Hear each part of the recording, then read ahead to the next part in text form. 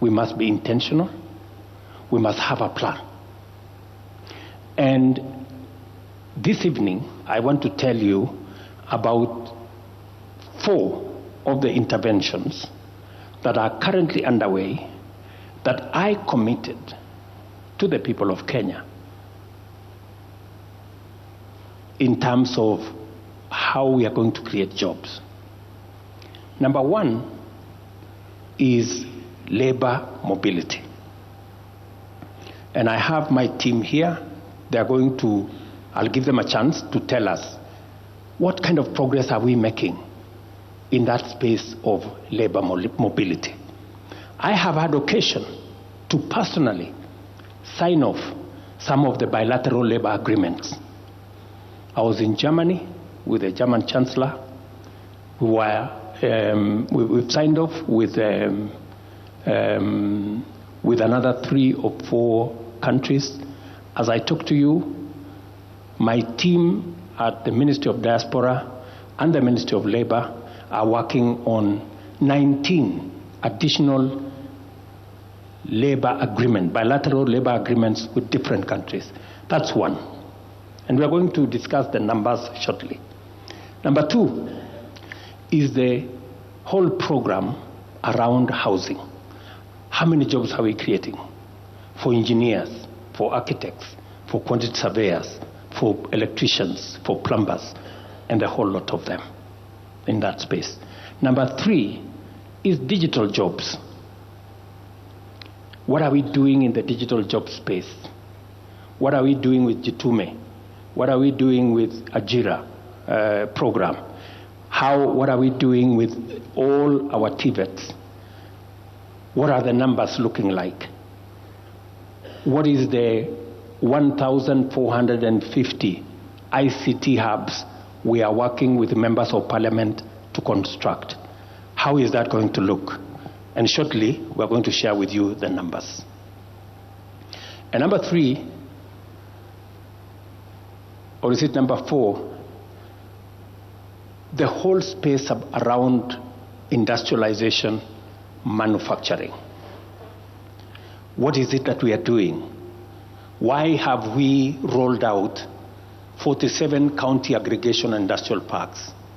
Why have we rolled out 6 new special economic zones?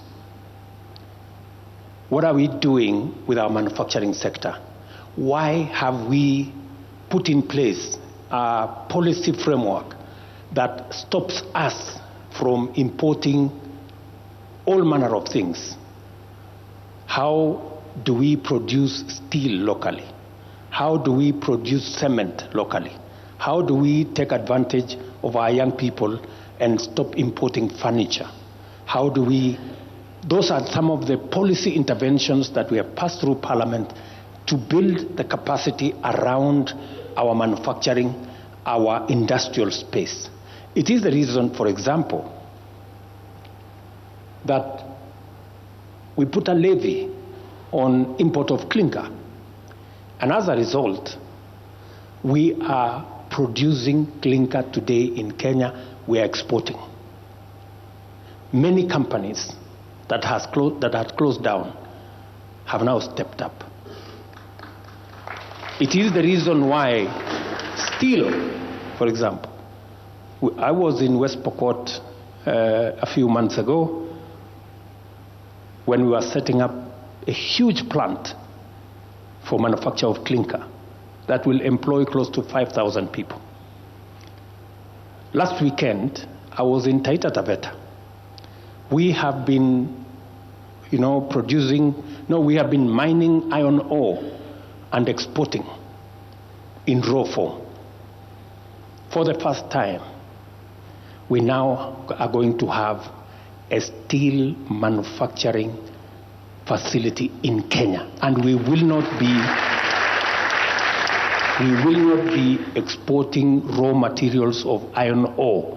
We will be using it to produce steel here in Kenya. Again, because we have provided policy interventions. And our end game being creating jobs. It must be, as I said, deliberate, it must be intentional, and it must be something we can account for. So I could say one more thing, if you allow me, on BPO. On Wednesday, I will be signing into law the business bill that has just gone through Parliament, that now is going to provide a different space where we will now have the opportunity to encourage more companies. Many of you talk about Philippines and how they have managed to build their economy using BPO framework, and India for that matter. What has happened to us is that the law was very restrictive, and the law did not recognize BPOs as a job-creating enterprise. But the law we've just passed through Parliament now will encourage more companies. And I'm told in our midst we have Somersos. Are they here?